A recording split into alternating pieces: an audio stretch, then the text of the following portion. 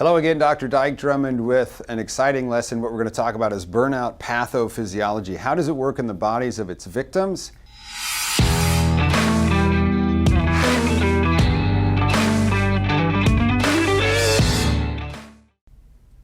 So let me ask you a quick question. When you have felt stressed and exhausted, perhaps teetering on burnout, have you ever said to yourself, my batteries are just run down, I need to recharge? Have you ever said that to yourself? Ever? Great. Well, I'm going to encourage you to stop it.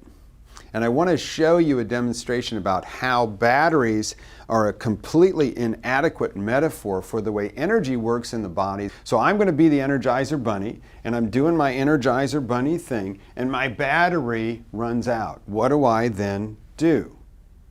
It starts with S, it's 4 letters. Yeah, you know the word, stop. So the Energizer Bunny stops when their battery runs out. Let me ask you a question. When did you ever stop? When did you ever stop in your training? When do you ever stop when you have patient care responsibilities? When did you ever stop? And what would have happened to your career if you had?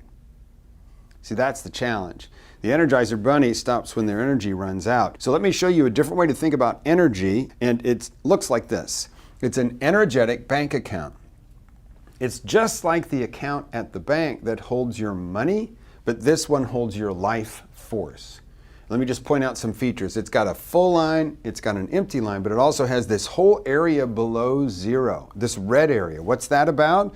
Well, let me just ask you, if you've ever overdrawn your account at the bank, do they close it? No, what do? They make it worse, basically. You get to the zero mark and they add in fees and interest, and that accelerates your downward spiral. The Energizer Bunny would have quit. Your energy's below zero and you're still seeing patients. Now, let me ask you a quick question about this.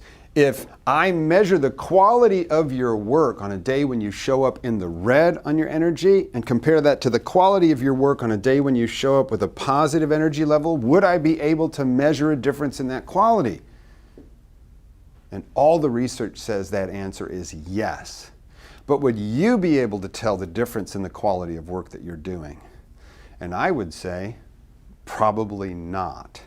Because think about the days when you've been really stressed and you still showed up and you still did the work. What's the little voice in your head saying? They're not going to take me out. I'm getting this done. Right? We're telling ourselves a hero story on the inside. Well, what I'll tell you is this negative energy environment is true, but let's let it go for now. And let's talk about a positive energy level. All good things come from a positive energy level. This is where quality care, patient satisfaction, being a good leader of your team. How about this? Being a good mother, father, spouse, significant other. Are you with me? All good things come from a positive energy level. Here's another thing that happened when you made this decision.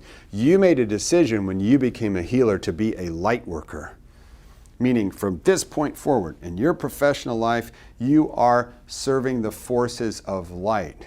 As we battle the forces of darkness in the universe, illness, suffering, death, dying, family members, crazed attempts to deal with those things.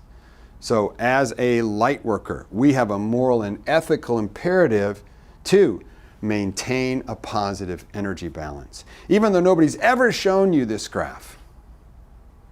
Because burnout only has one thermodynamic law. Really simple. You can't give what you ain't got. And just to seal this with me, please, would you please raise your index finger, put it in the middle of your chest, and repeat after me. I can't give what I ain't got.